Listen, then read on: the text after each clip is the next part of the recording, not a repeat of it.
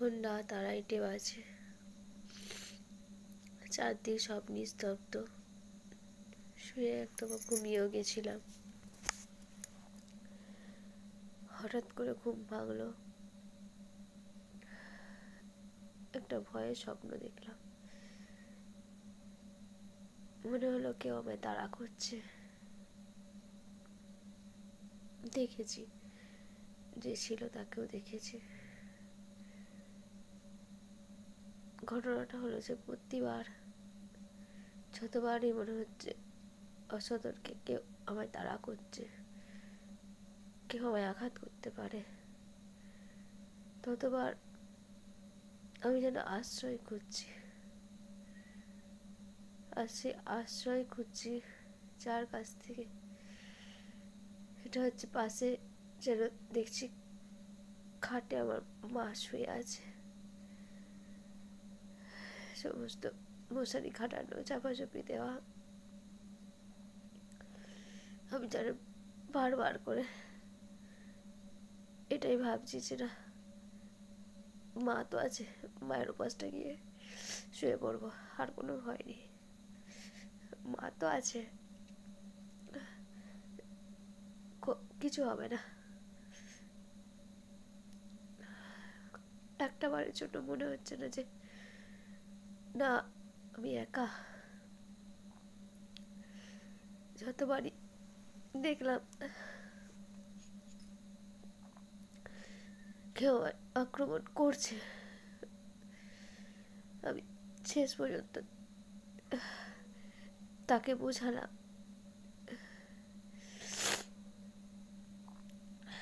জন্তু তো, জন্তুরাও ঠিক মানুষের কথা শোনে ঠিকই,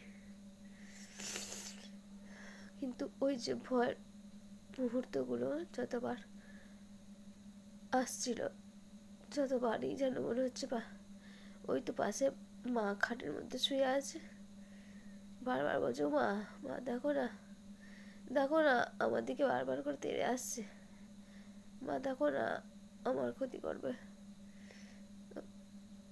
তুমি আছো তো, মাকে টপকে ওপাশটা চলে যাবো।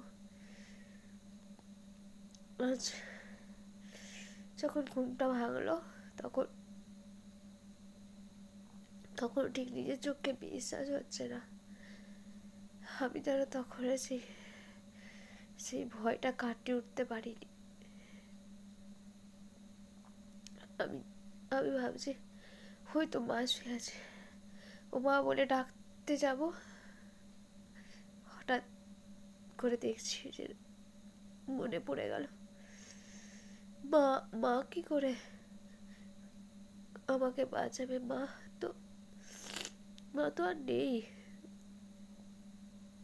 নিজে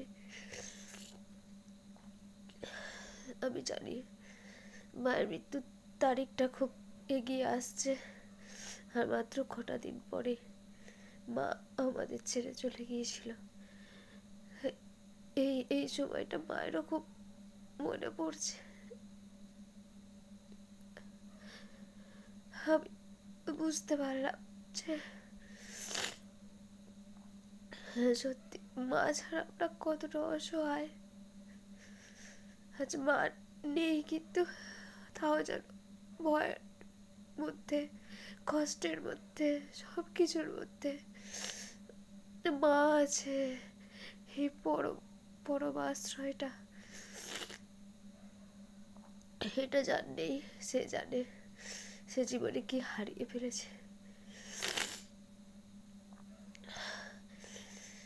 দেখো, তুমি যে এসেছিলে, তুমি যে মরার মতনও দেখলাম তুমি শুয়ে আছো, কিন্তু আমরা সেই মরাটার মধ্যেও যেন আশ্রয় খুঁজি। আমার তখনও মনে হচ্ছে যে না, মা তো শুয়ে আছে, যেমনভাবে মা মশারির মধ্যে শুয়ে থাকতো বিছানা করে দিতাম, আমি আমি ওই বাসটা গিয়ে শুয়ে পড়বো, আমি মায়ের কাছে থাকবো রাতটুকুন।